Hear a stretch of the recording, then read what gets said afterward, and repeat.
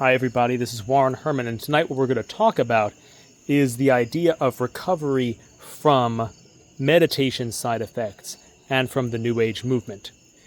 If you've stumbled across this video or if you clicked on it, you probably are dealing with some type of issue in your life that comes from practices that you engaged in order to initially improve your life. You probably then had some type of negative experience that has led you to wonder, how can I get help for this? Has anybody recovered from this? So what I want to share in this video is this simple, this simple idea that there is hope, first of all, and then the various steps that I went through in my own recovery.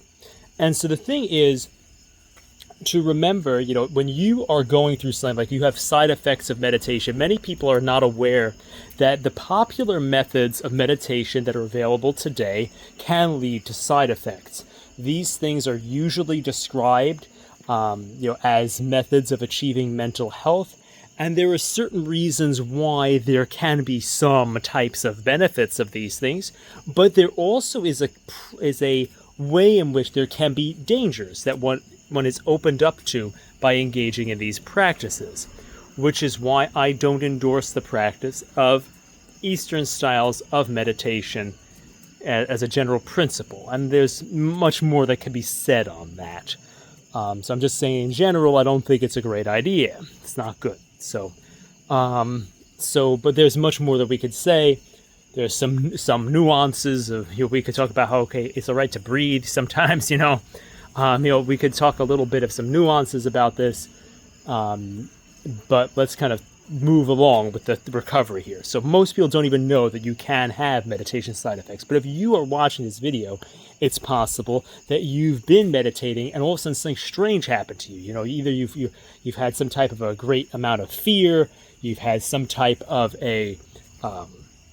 you've had some kind of disturbing experience of one kind or another, and you're wondering, how am I going to get over this? How am I going to get through this? What am I going to do about this?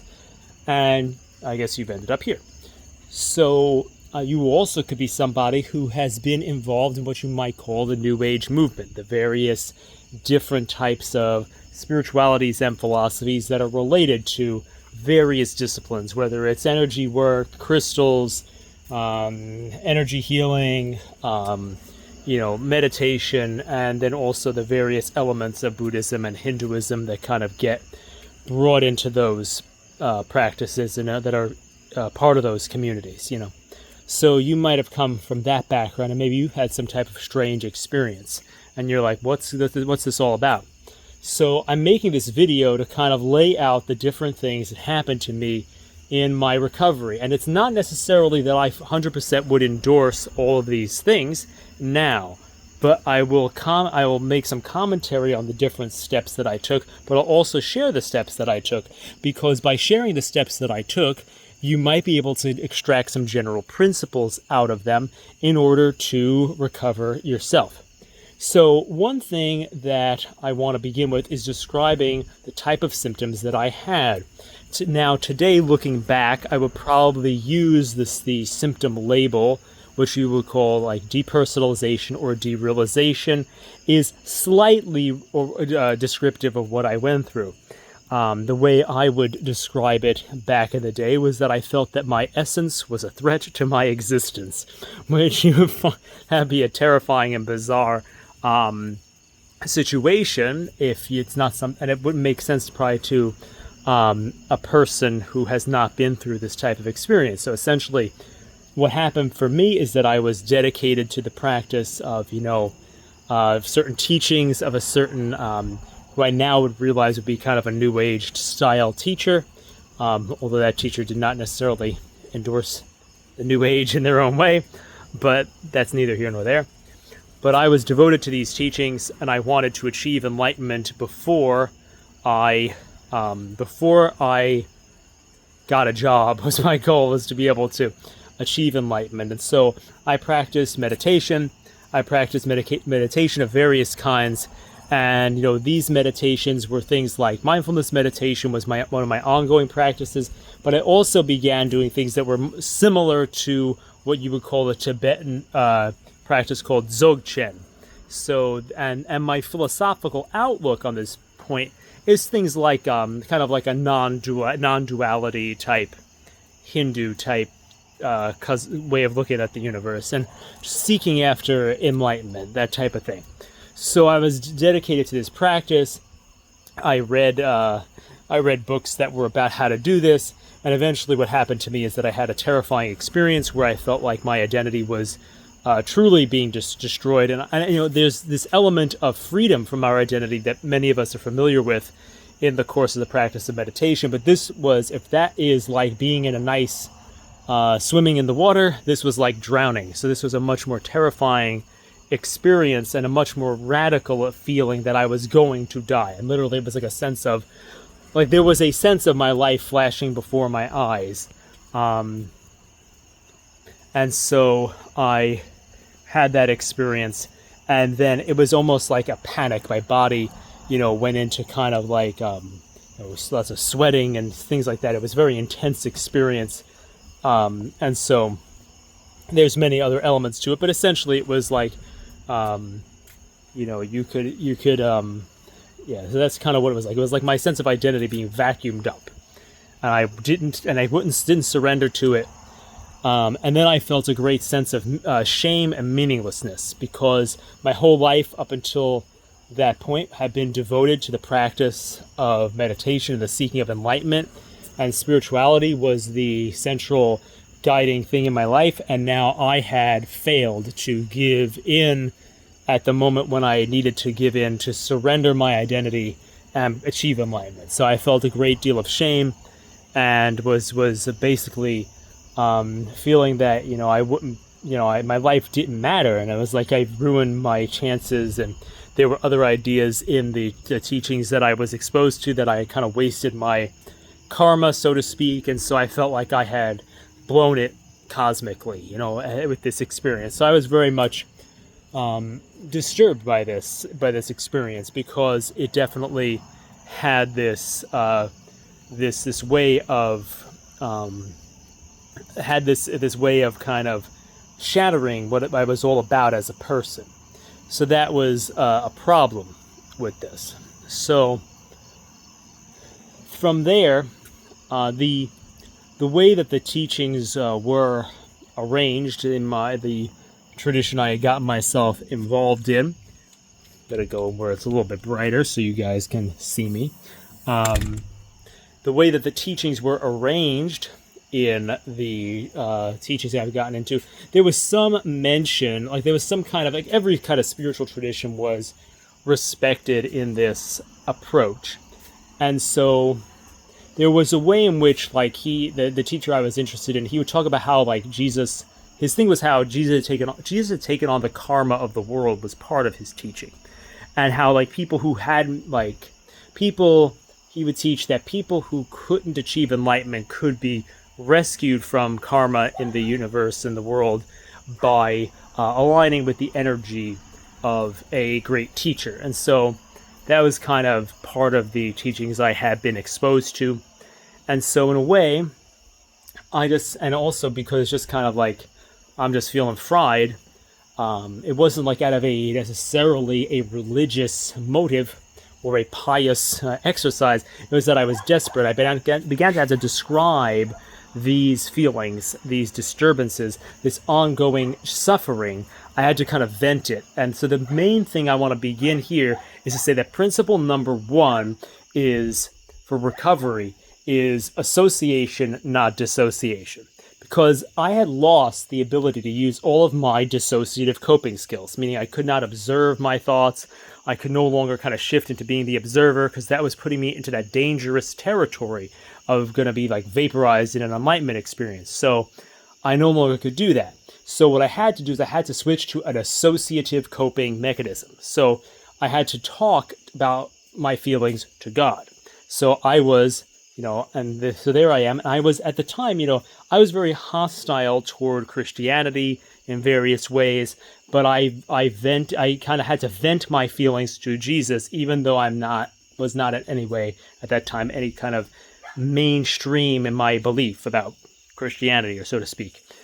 So I was venting these thoughts and feelings, and what happened was I had different experiences, and there's various ways of thinking about these experiences, but they were important and helpful in their own way as they unfolded. And I could say that as I was venting these feelings, I had this sense of a presence being with me. And so as I did this thing, it was almost like, and eventually, even in addition to that experience of a presence being with me, I had the experience of like, I'm talking, which was the opposite of meditation, listening. And this talking eventually led me to a sense of feeling that I was heard. And this took on this provided psychological comfort similar to that type of observer state in meditation, but allowed for this kind of transformation where it wasn't as dangerous, it wasn't as impersonal, it wasn't as weird. So that was one of the principles that I would say was involved in my recovery, was this shift from dissociative coping to associative coping. And so that was definitely a big part of it. And this, again, as I said, led to this experience one night where I was kind of in my bed, and just like I was in my bed, and had this horrible, terrifying experience, maybe that was kind of this horrible, like, failed enlightenment experience.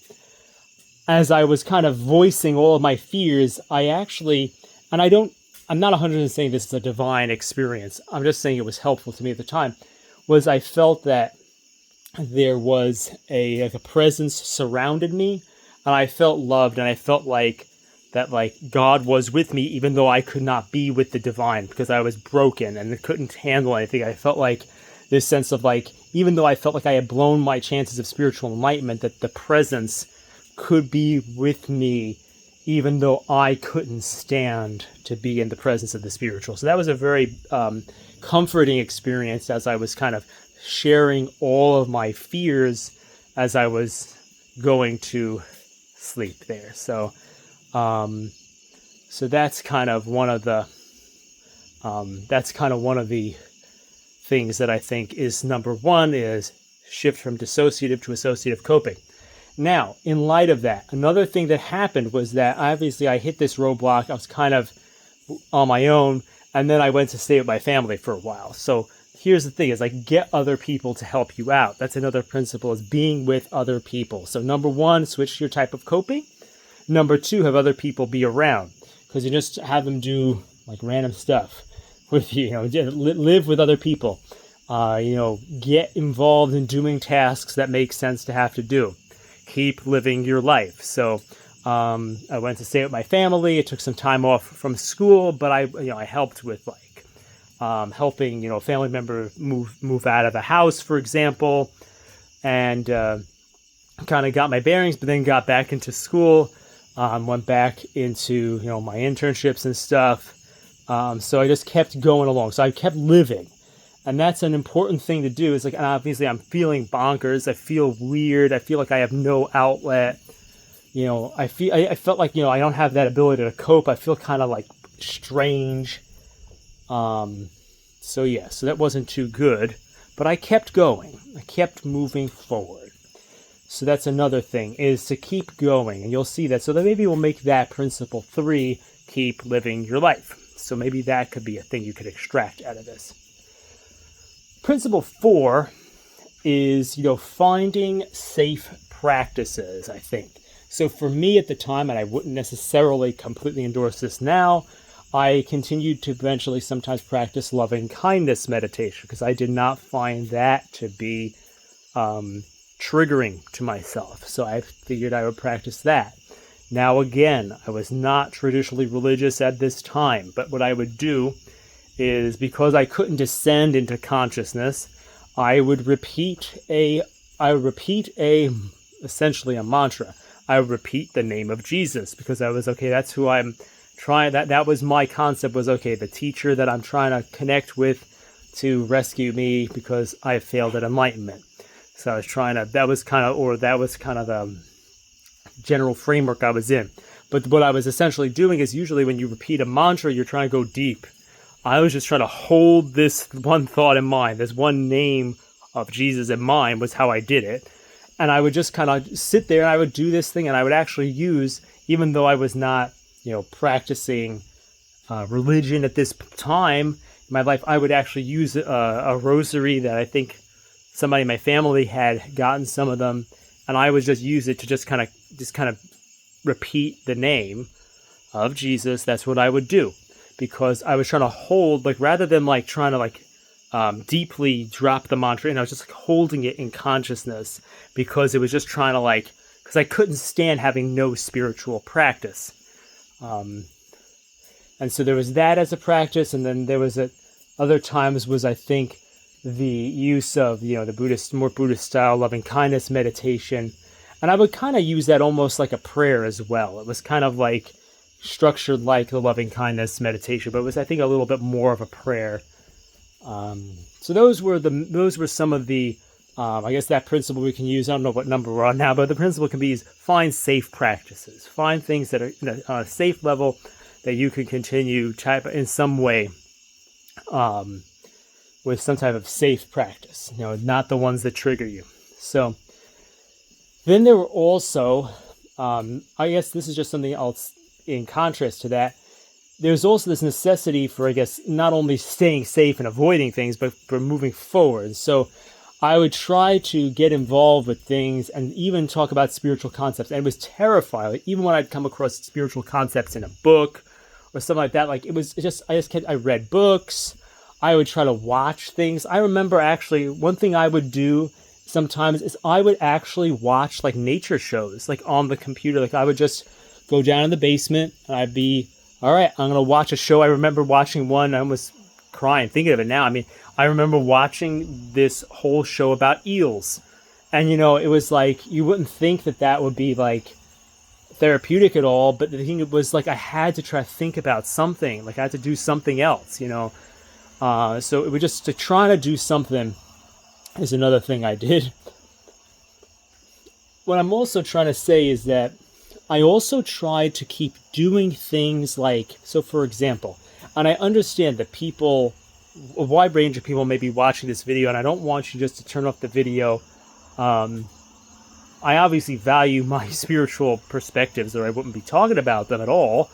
But the thing is, those two things, obviously I want to talk about that in a way, but I also want to talk about these kind of the general principles that are also involved with this, because it's important to get out of dissociation, in addition to finding the bearings in somebody's interior and spiritual life. And so I think that it's important to, to listen to even if you're not interested in the things I'm saying in terms of my religious life, I think there's also principles you can find in what I'm saying anyway. But what I did is I kept going, I would go to church. I mean, it took me a while to try to figure out what type of church I could go to.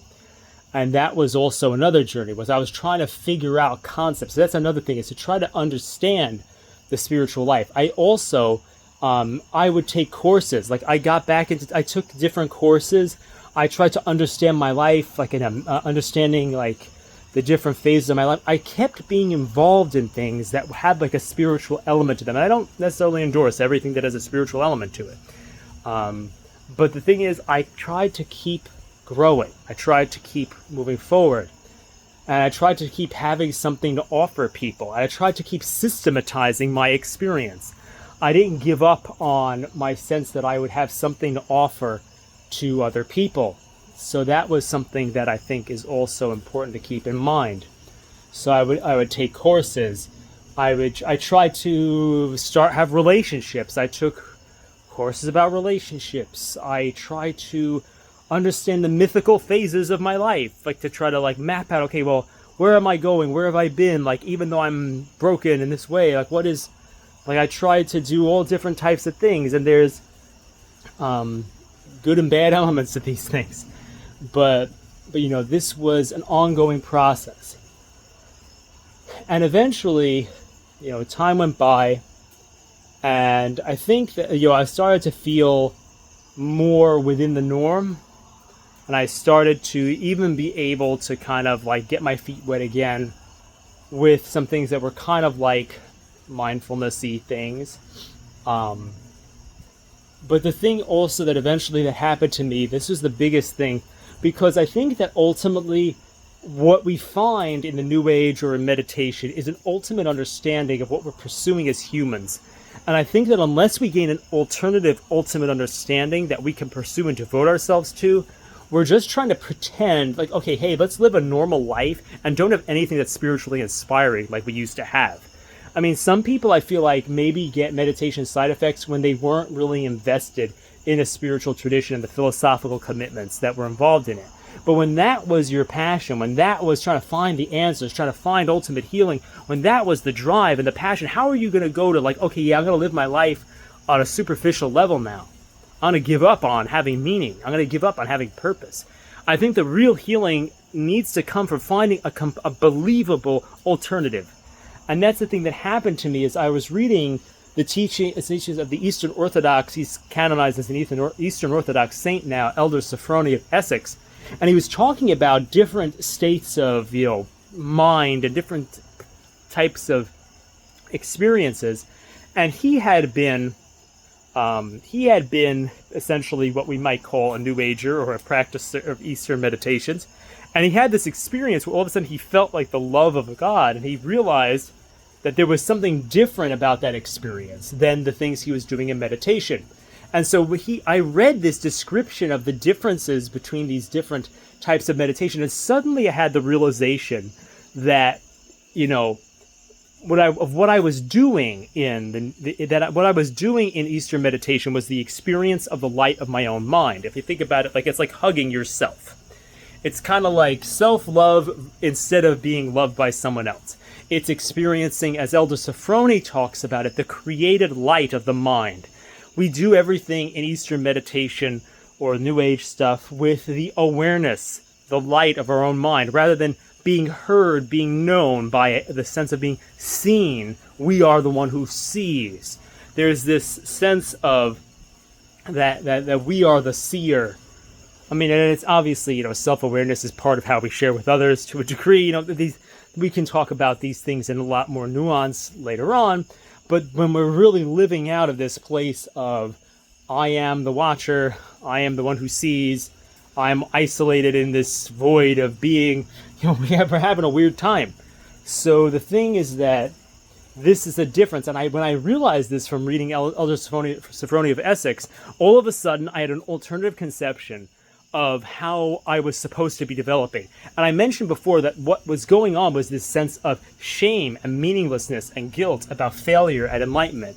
And when I realized that actually the human growth, the human spiritual growth was not about destroying my ego, that human growth was not about this, that human growth was not about like going into the uncreated light so as to like blow out your sense of personal identity.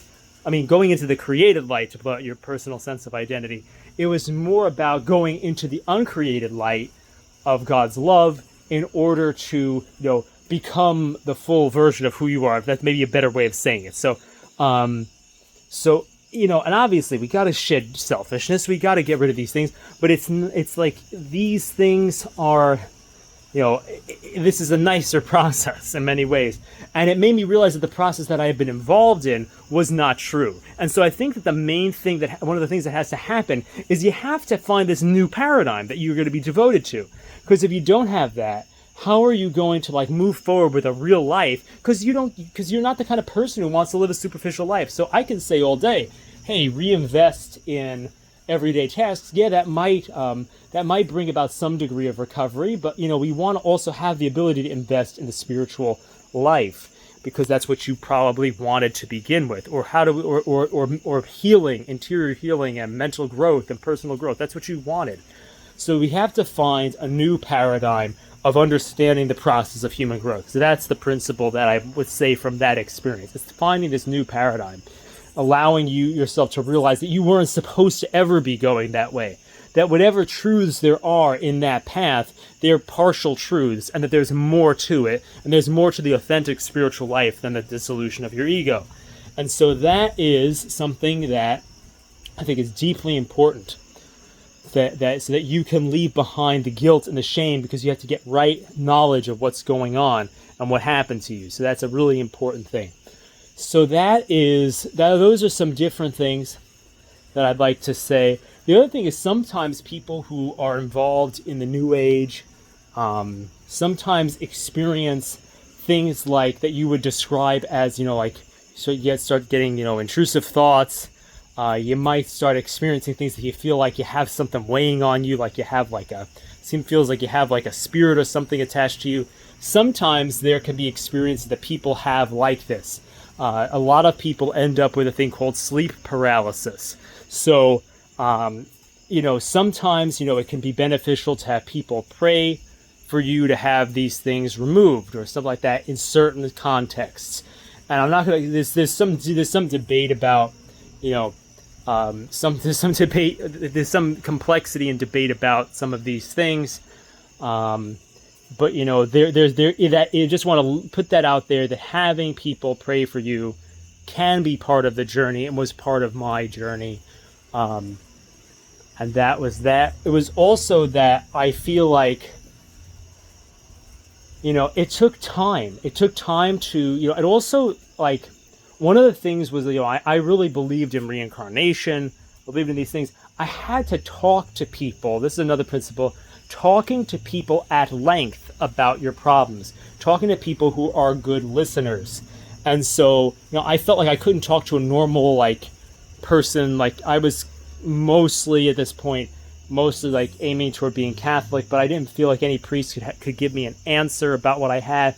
So I was actually hanging out with some Mormon people, and they did a really good job just listening to my problems. And based on me just listening and speaking and talking about all the problems with them and all my confusions and all my understandings, eventually I had an insight that was kind of related to that I realized that reincarnation wasn't true. Even today, I would probably say reincarnation is just when somebody has the experience of, being, they talk about this in hospitals, when someone's on alcohol and their brain has been damaged and they don't know who they are anymore, their brain kind of fills in the blanks. It's called confabulation.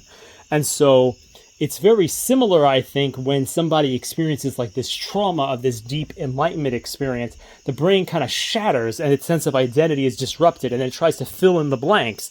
And so it seems like you have memories of past lives. I didn't have this experience, but I always believed in this. So it made me realize that there's an explanation for why these memories of past lives exist, at least on some level. And there's other explanations I can give for that, but I'm not going to go into detail with that.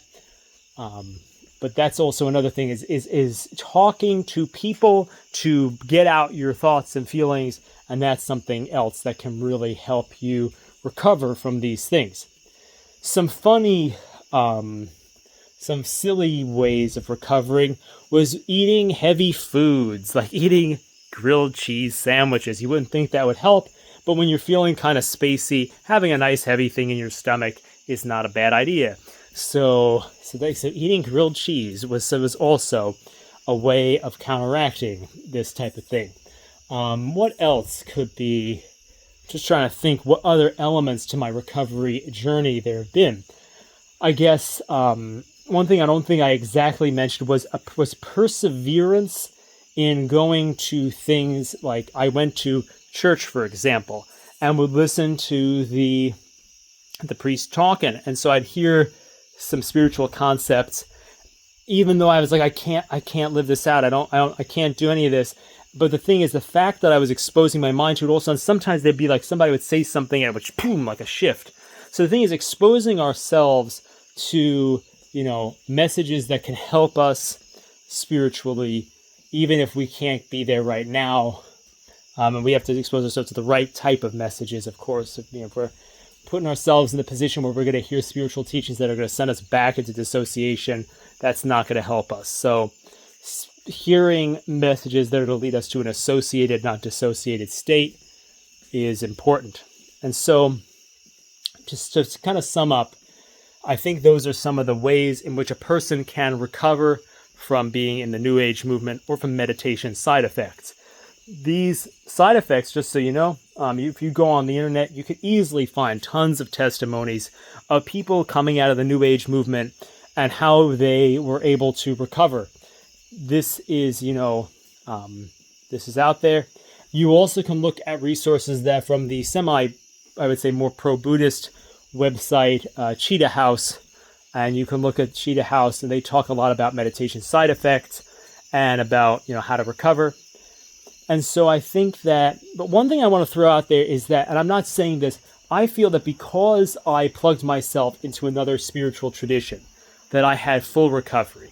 And I feel like, obviously there's going to be things different, but I feel like because, and the thing is, I'm not saying this to make it like a kind of, it's a kind of phony sounding testimony video. I'm sharing this because in actuality, I think that my sharing with Christ and my return to my Catholic faith into a spiritual tradition that was associative rather than dissociative was the instrument of my healing, because because I did not have to give up my values as a person seeking growth and spirituality. I was able to find a path toward what I believe now is the actual truth about these things. And this will lead me to this last point. The last point, I'm going to lead into it with this. So when I was in the New Age movement, I was doing mindfulness, for example. But then once I recovered, I would be afraid almost to kind of listen to the birds and the as I would take a walk, I'd be almost like afraid to open up to the experience of nature, for example. This I don't think is necessary, because the thing is, we have to understand that St. Thomas Aquinas teaches grace builds upon nature. You can't appreciate nature, and if I was in my Catholic faith trying to appreciate, thank God for nature, I'd have to actually look at it. So the thing is, I just don't stop there. Just don't. That's what I had to learn, is that it's not dangerous to be open to our experience. It's dangerous when that becomes dissociative and self-referent. So it's not bad necessarily even to be aware of myself, but then it has to be part of my relationship with God and other people. It's not just that it's all about me. Everything is me. It's all me. It's all non-duality. It's just I can't go into that. And I realized that sometimes these things that I was fixated in before, when I was practicing New Age spirituality, Eastern meditation, are in a way foundations for other disciplines. So I realized that I had to reclaim some territories that I thought were just like bad and I had to avoid, but you can't avoid it paying attention. You can't avoid breathing. You can't avoid these things. And you can see this even we mentioned Elder Sophrony of Essex before, you can see this in the tradition of the Eastern churches, where they may synchronize the prayer with their breath or something. Or they have this phrase, prayer purifies watchfulness and watchfulness purifies prayer. You can see how, if I'm making my own thing here, but if I said that, you could see almost how the created light and the uncreated light work together in order for somebody to kind of be aware of themselves. Okay, if I have self-knowledge, then I can share that with God and other people. But it's not like, okay, self-knowledge, it's all about that, blah, blah, blah, blah, blah, all myself. Not like that. So you can really see, and so that's something there. So that's another principle, is realizing that grace builds upon nature. When I was in the New Age and Eastern meditation, I was all about my human nature, and I was opposed to grace. Then I tried for a while to only use grace and not use my nature. That doesn't work. You can't go for a walk and enjoy it without hearing what's going on. You can't try not to hear nature and then praise God for nature. You can't do that. You gotta, grace builds upon nature.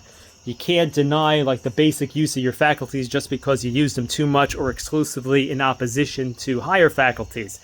So that's something I learned. And also, in the same vein, I had to, at various points, learn to not perceive danger or flinch against various sensations. When I was in New Age and Eastern meditation, there are various kinds of sensations that I had that I would worry whether, okay, is this demonic? Is this a weird thing? What is this weird feelings that I'm getting? I'm going to get all these weird perceptual things when I would try to pray in various ways, different experiences. And I had to realize, like, not to focus on any of that and not to worry about any of that. That's kind of ultimately how I would describe it, as realizing that I had to do, like, if I showed up to pray and I'm having all this weird stuff, don't care what that's about. Do what I went there to do.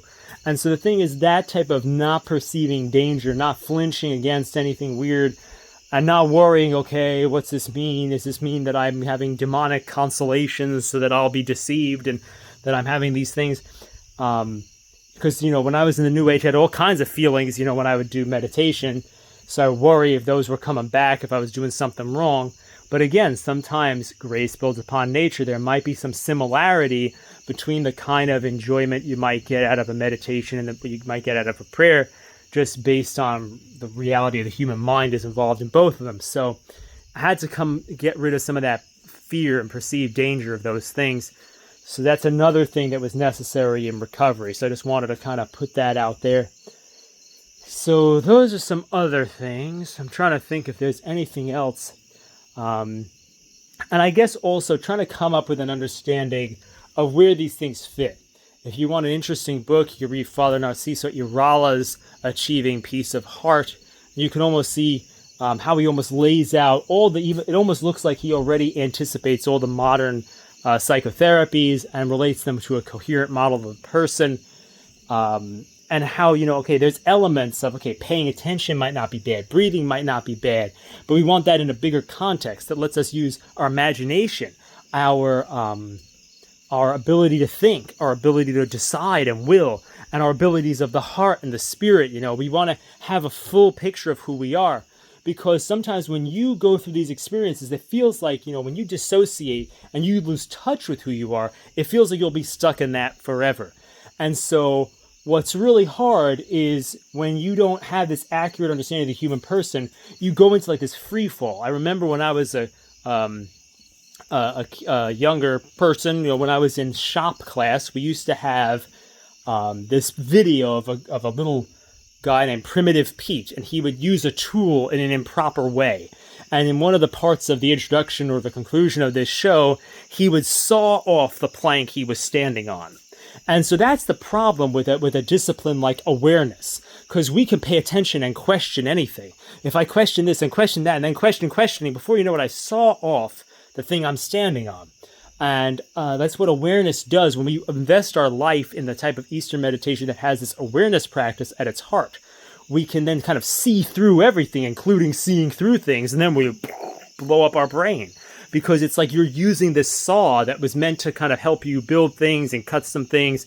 You're using this against the assumptions that you're standing on. So we need to have essentially some type of assumptions about reality that are outside of awareness or greater than awareness, because we're just using like this tool and just thinking that we can find the truth through this application, this tool to everything. And then we just kind of put ourselves into free fall, like little Primitive Pete saws off that thing, and boom, we go into nirvana problems, because we perceived nothing, because we questioned everything. And we look, because, if you look around, it's like an eyeball. The problems with Eastern meditation are just like an eyeball. There's faculties there's lenses in an eye. There's all these things that an eye can do. It can focus, it can open, it can do all these things, but you can't see that with your eye. So you say, oh, well, imagine if you had no mirrors, and you say, well, there's no such thing as an eyeball. That's what nirvana is like. That's like the sense of no self is like. It's like looking for the muscles inside your eyes with your eyes without mirrors. And so the thing is that what we need is this we need like this faith. We need this faith that has seen the mirror, that says, okay, yeah, there's muscles in your eye. You have eyeballs. You have a nose, eyes, mouth. You have all these senses. You have all these faculties. That's the way that the spiritual life has to be founded, upon this understanding that we have all these faculties and we're not nothing. And so through that exterior reference, and I would say through that exterior reference, which is like that mirror of faith, we can gain deeper self-knowledge. Because actually, if you think about it, if you go into Eastern meditation, you know this experience. Like if you're aware of yourself, eventually you go into like samadhi and you then lose touch with yourself and experience yourself as freedom, the divine, no self, whatever you want to call it. But actually you lose awareness of your faults. You lose awareness of your identity. You lose all these things. So technically, without this kind of exterior standard, without your faith or your faith and reason purifying your awareness, you actually fall into delusion about yourself and think yourself is nothing because you're only using that one tool of awareness to explore reality, not any of those other tools. So the thing is coming to that deeper understanding so that you can realize that that's not where you're supposed to go. And I close on this note, I think, that, yeah, it felt like when I was in that state, it felt like I was going to be bonkers forever. It felt like it was never going to end. It felt like I was always going to have this kind of weird feeling in the back of my mind. But I went through this journey, and it took a few years. I think it took about maybe 3 years, something like that. But eventually, I believe that because I invested in, again, I'm not trying to say this in like a kind of a weird evangelistic way. I'm just saying that if I had not spoken to Christ, and if I had not found the sacraments and the church and all these things, and devoted myself to the spiritual tradition of the church in my Catholic faith, I don't believe that I would have been able to experience complete healing. And I think that's one of the differences. Because I've had Christ and the church, I think that's why I've been able to be blessed with complete remission or complete healing from the experiences of meditation side effects. And I hope that, that this video will be taken seriously by people, because it's that, I think that that's necessary for us to heal from these experiences. But many times people have an allergy toward traditional religion and Western religion. And often in these discussions of healing meditation side effects, there's usually this idea of like, okay, you blew up your brain with Eastern stuff. You just have to live in the world now. And there's nothing deeper, and stop trying to meditate and stop trying to do these things. Whereas I feel that the full recovery is when we become fully human but invest ourselves in the Western perspective. And it doesn't mean that we don't see any good. It doesn't mean, because now I think I've come full circle. Like I can see good things. I mentioned Father Urala's book has helped me kind of see how a lot of these things can fit together, but they need to be in a much wider context so they don't destroy us and blow us up and disorient us.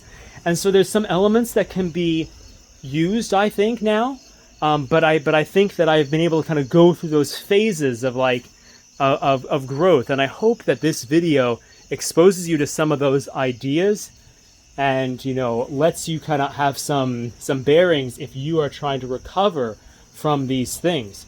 So that's kind of some things there. There's some different elements that I might share, like, so for example, I didn't give too much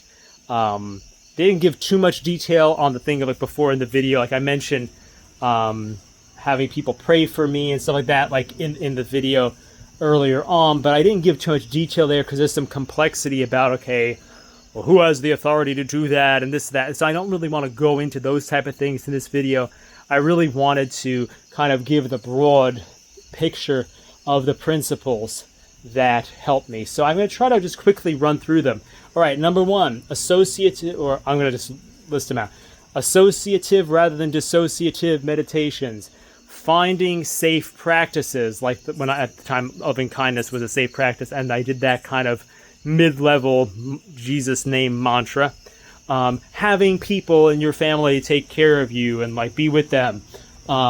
Continuing with your life and being continuing the things that are in your life that are important to you, not giving up on that. Trying to find healthy ways, I would say, finding healthy and normal ways of developing yourself still, trying to do that.